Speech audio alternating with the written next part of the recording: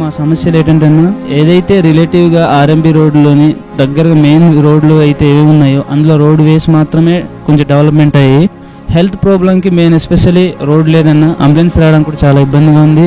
మెయిన్గా ఈ ఏజెన్సీ 11 మండలాల్లో మలేరియా జ్వరంతో చాలా జనాలు హాస్పిటల్ పాలైపోయి చనిపోవడం చాలా వరకు జరిగిందన్న ఇప్పుడు దాకా.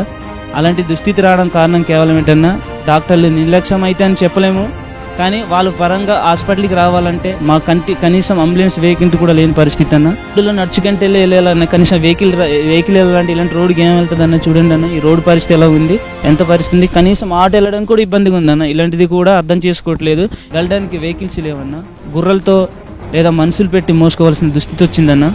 అంటే మేము పుట్టడం తప్పన్నా, మేము ఏజెన్సీలో పుట్టడం అన్న. పవన్ కళ్యాణ్ అన్న, మీరు మాకు దేవుడు లాంటి వాడన్నా, మీరైనా వచ్చి మా కష్టాలని తీర్చాలని మేము కోరుకుంటామన్నా.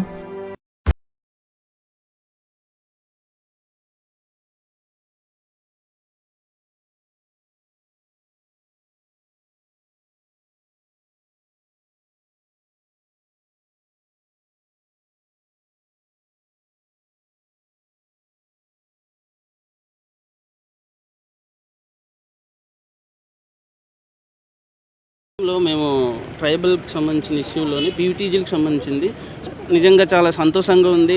గతంలో అయితే మేము ఎవరితో చెప్పుకోవాలి అర్థం కాని పరిస్థితులు ఉన్నప్పుడు సార్ దేవుడిలాగా వచ్చి అప్పుడు నేను సార్తో కలిసి చెప్పాను అసలు పీటీజీ అంటే ఏంటి, ప్రొమోజెడ్ ట్రైబల్ గ్రూప్ వారికి సంబంధించిన ఇష్యూలు ఏంటి, వాళ్ళు ఎందుకు వెనుకబడి ఉన్నారు, వెనుకబడిన గల కారణాలు ఏమిటంటే క్లుప్తంగా సార్తో చెప్పాను. ఈరోజు సార్ యాక్షన్లో చూపిస్తున్నారు.